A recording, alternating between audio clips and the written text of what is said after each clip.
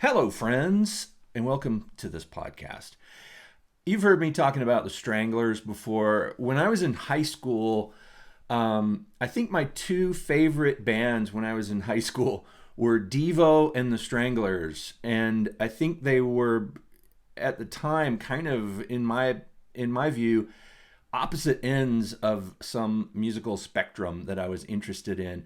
I really loved the heavy stuff. I loved the punk rock, but I didn't really like the angry, aggressive type of punk rock. I liked the kind of punk rock that wasn't really punk. It was more like intelligent. It had some, one term that was used to describe my band back in those days was somebody wrote in an article that they were intelligent, that they were aggressive but not stupid, that we had kind of intelligent, and I think they were kind of using it as an insult, that they were saying that we were very clever and intelligent, and that was sort of an insult. I don't know. But to me, I think I took it as a compliment because I always liked music that had an element of something smart going on in there, something that was leaning towards art, like some kind of creative, like a pride in creation. And the idea back then that people were like, yeah, I like the bands where the members don't know how to play their instruments and they sing really bad and they don't know how to play music.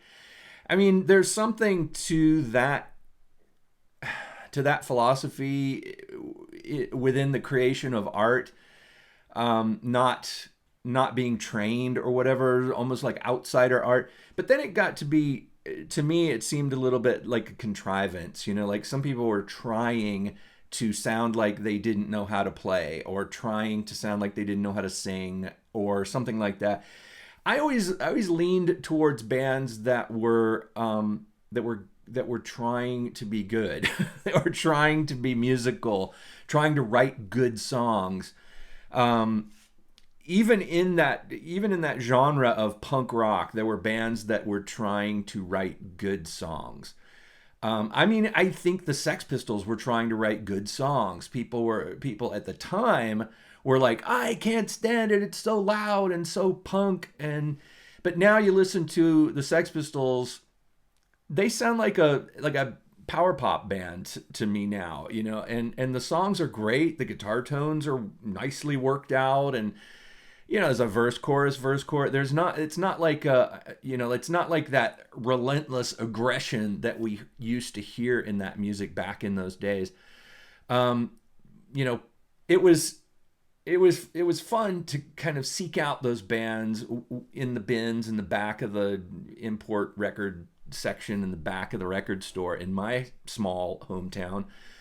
It seemed like nobody but me was interested in it. I knew there were others in my town, but at the time I felt like I would be, everybody else would be up here in the part of the record store, and I would go into the back and look into the cardboard boxes underneath the table and find records by the Stranglers and Devo and, Generation X and XTC and all those bands that blew my young mind back when I was in high school. Even, Cheap Trick and bands like that. But one band that I found was the Stranglers, and there was some controversy. They were accused of being misogynistic, and yes, they might have been. But I think the idea back then was to try to shake things up and to try to be controversial and offensive. I think there was an element in their early days of sort of wanting to be offensive. They were also a little bit political in some ways, and with me being in high school back in those days, I didn't really understand a lot of their the political ideas that they were doing. I didn't really get it because it was European and British, and there was a lot of things going on in the world that I just wasn't aware of when I was in high school. But they were that kind of gave them a heaviness, this political undercurrent that was running through the Stranglers. combined with their controversial and kind of troubling views about women and things like that. I don't know if that was, I don't know where they stood with that. Were they just trying to be offensive? Were they trying to push the buttons and to try to get themselves into some sort of a circle of, angry punks trying to shake things up? Um, who knows? But I tried to listen to the music. And they were definitely very musical. Their early albums were more aggressive and angry. That I loved the sound of the bass. Jean-Jacques Burnel, J.J. Burnel, played this precision bass. I think he had a high watt amp, and I think I remember hearing that he was playing through like a guitar cabinet with busted speakers to kind of get this distorted edge to his bass sound. His bass was a lead instrument in the band, which I loved because I played bass. I was a bass player. I loved to hear the bass. I loved hearing the melody of the bass and the way it interacted with the vocals, the vocal melodies, and also the interaction of the bass with the drums. And the drummer in the Stranglers, Jet Black, was a great simple drummer. He wasn't flashy. He wasn't like one of those, like kind of playing a million notes drummers. He just had a groove. He was like the punk rock Ringo, I always thought. And he had the groove, and he could do these kind of mixed up time signatures. Every once in a while, they'd throw in a Dave Brubeck moment, where it was, strange time signature or something that would switch the beat from the one to the two and things like that. He was really good at that. And J.J. Burnel was right on the beat with the drums, in the pocket, all that stuff, in the context of aggressive pop music, which I always thought was great. There was the groove, that the pocket, the thing that they talk about with the rhythm section really was present with the Stranglers. But also there was that aggression. There was, Hugh Cornwell and J.J. Burnel would trade off on lead vocals. The songs were often about sort of dark things, anger, frustrations with politics, things like that. And they evolved. There was an album that they did. They did their first few albums that were leaning more towards the aggressive, but there were also these moments in there of Baroque pop, which I've talked about before. This kind of chamber pop, not chamber pop so much like with the strings, but with the content of the song, like songs about sort of Baroque ideas. They even used the word Baroque in the title of one of their songs and the lyrics of one of their songs. But the way that they would take the pop format, drums, bass, guitar, vocals, with that kind of added aggression, but there was this element of beauty to it. There was a Baroque, almost classically trained. And J.J. Burnel took classical guitar lessons, which I also did when I was young. Before I got into the louder types of music, I learned on classical guitar, which I think is a great foundation for a bass player, with the way your fingers work on the strings.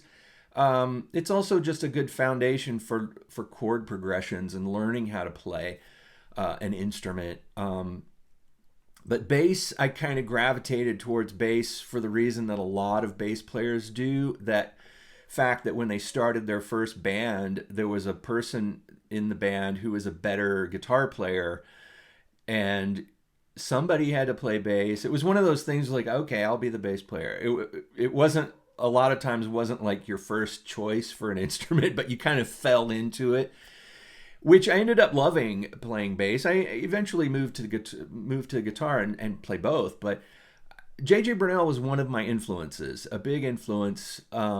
And the Stranglers were a big influence. Hugh Cornwell's songwriting, his guitar playing, his the way he sounded. That's why I think I love Telecasters, like this guitar right there, which you can't even see. He played a Telecaster, and J.J. Burnel played a Fender bass. My bass in those days was a Fender Jazz bass. He played a precision bass, kind of similar in some ways. But the Stranglers did an album after their first few called The Raven, which was kind of pushed them into a different territory, pushed them into more diverse types of songs. They weren't just those aggressive, power pop type songs. They were doing more, getting more into different genres, like pushing into different, like songs with a piano and kind of this loping beat. But the Raven was a fantastic album. When it came out, I was blown away by this thing. I don't know if you can tell, the cover is 3D. It has one of those sort of lenticular 3D covers, which is also very cool. Wow, that's so cool. It's like depth. Anyway, but there's songs on here like Don't Bring Harry, which there was a lot of mystique about this album as far as like things like drug use, like Harry H, heroin, Don't Bring Harry. There's the Raven, Longships, and the Raven. The way this album starts is so cinematic. There's a lot to do on here with like Norse mythology, and the song about the Raven on there is so great. There's I think J.J. Burnel does the vocals, and there's lyrics about flying and the raven being this sort of mythological character. So they were going beyond the kind of punk rock ideas, and getting into these sort of larger, and I use the word cinematic because the music does have kind of a storytelling nature to it. And there they are on a cool ship there, a long ship. But there's songs on here, like Baroque Bordello. They pronounce it Baroque Bordello. Nuclear Device, Genetics, Men in Black, Duchess. Very diverse collection of songs. But right around this time, when this album came out for the Stranglers, J.J. Burnel did a solo album, which I got a comment from someone. So happy to read the comments. Thanks everybody, all 6 or 7 of you who've commented so far. Love the comments. And yes, J.J. Burnel did a solo album, which I really was excited about when it came out because I love J.J. Burnel's bass playing. I love the Stranglers. And I thought, wow, a solo album by my favorite bass player. This is going to be great. But I have to tell you, when it came out, I was a bit disappointed by it at first. I listened to it. It didn't really have the kick of the Stranglers. It didn't have that, that edge that the Stranglers had, that guitar, drums, and bass, the power and the power pop kind of thing. It had drum machines, and it had more of a, like what they were saying, Euro disco vibe to it, which was inspired, I think, by the music that J.J. Burnel was into at the time, the kind of the club music that was going around at the time. He also said that he was a big fan of Kraftwerk, which so many bands back then were getting into Kraftwerk. And the idea of Kraftwerk, which was kind of like this minimal vibe with the drum machines, like a real sort of simplified essence of a pop band or a or a musical format that was kind of sounded very European. And the album was called Euroman Cometh by J.J. Burnel. And there he is standing in front of Pompidou Center in Paris, which is, I think, kind of newish at the time. The building was sort of new. And I think controversial. And he does, it's kind of a European conceptual album.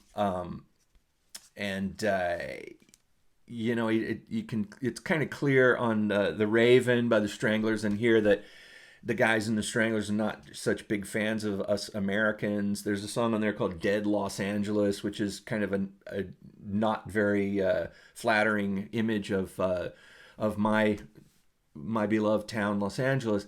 But I don't care. They have the right to, there's not everything about Los Angeles is great, and not everything about America is great, clearly. But in these days, it was kind of interesting that there was such a political leaning solo album by J.J. Burnel.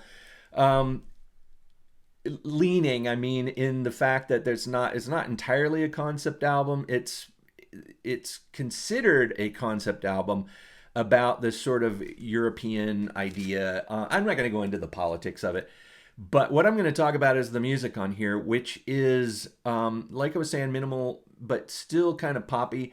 When it came out, I was a little disappointed because it didn't have that kind of growly edge that the Stranglers had. It didn't have a whole lot of Stranglers vibe to it.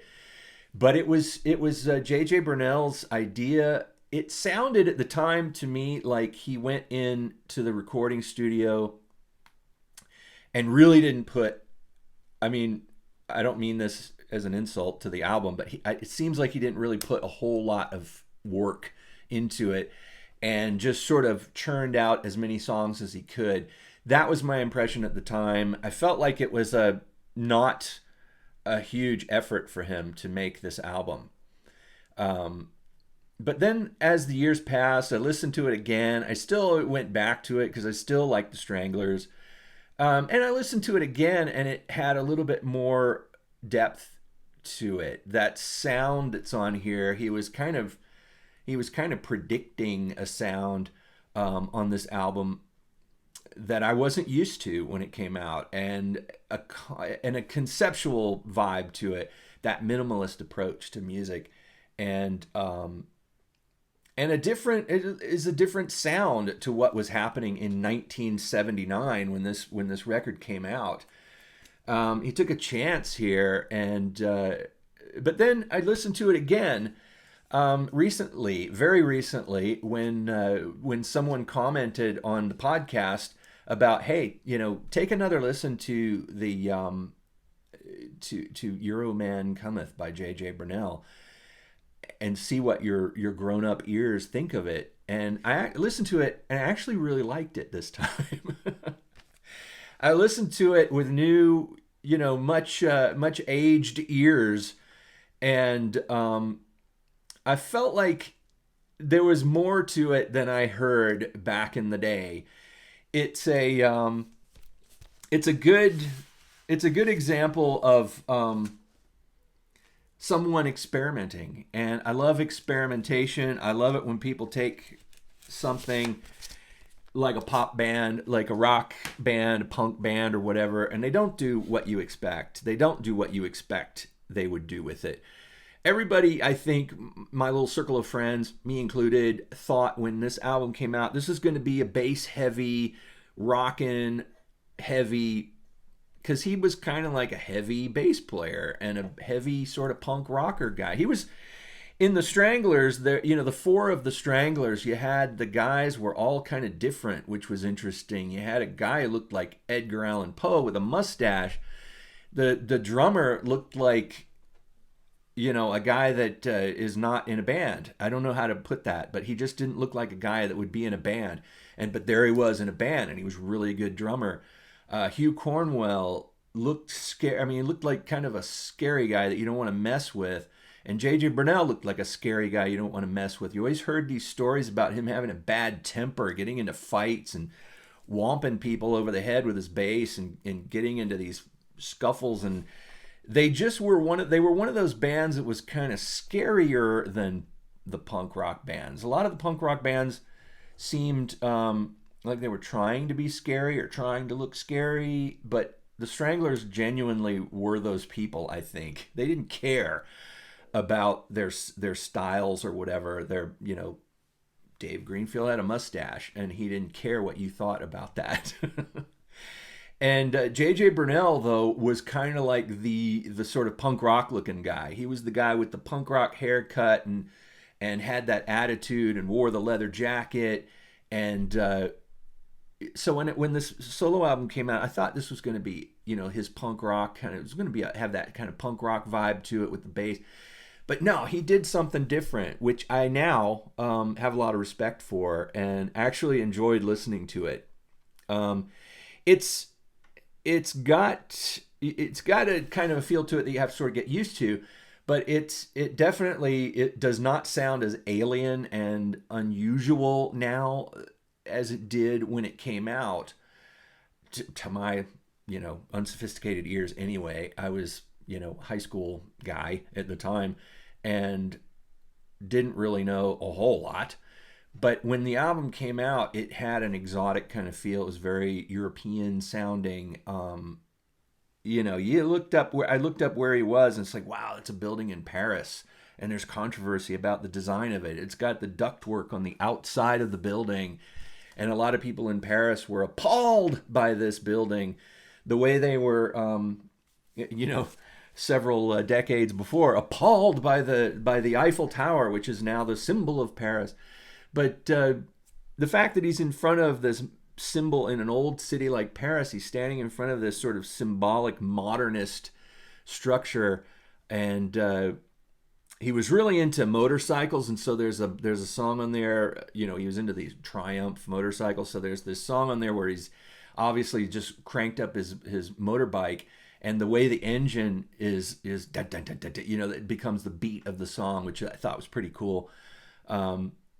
There's a few moments of Stranglers echoey, a little bit of the echo of the Stranglers in there, a little bit, but this is not a Stranglers album. It's an experimental album by the bass player of the Stranglers, which I now really appreciate.